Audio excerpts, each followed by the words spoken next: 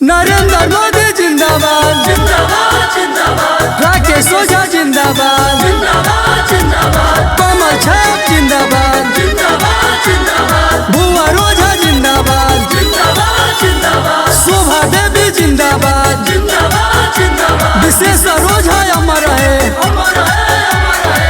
लालटेन के झांसा में सोना नई हो शाहपुर से कमल के फूलवा खिलई हो।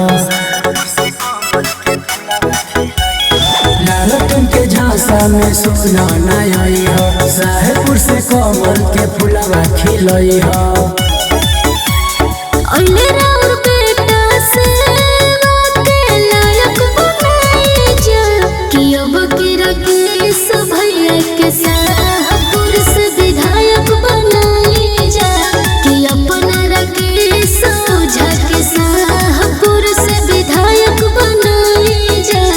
मुन्नी देवी जिंदाबाद जिंदाबाद जिंदाबाद शाहपुर के जनता जिंदाबाद जिंदाबाद जिंदाबाद राकेश ओझा जिंदाबाद जिंदाबाद जिंदाबाद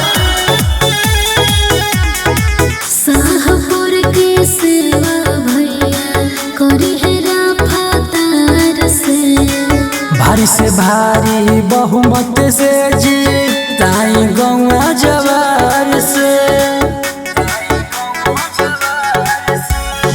शाहपुर के सेवा भैया करी है रफ्तार से भारी से भारी बहुमत से जीताई गौवा जवार से।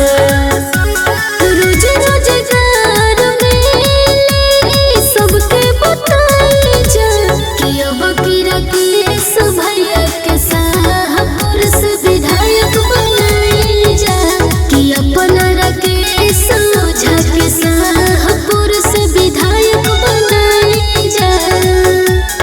राकेश ओझा जिंदाबाद जिंदाबाद जिंदाबाद राकेश रंजन जिंदाबाद जिंदाबाद जिंदाबाद चिराग पासवान जिंदाबाद जिंदाबाद जिंदाबाद विशेश्वर ओझा अमर है अमर है अमर है। दिन होखे चाहे रात हो खड़ा रही है साथ हो।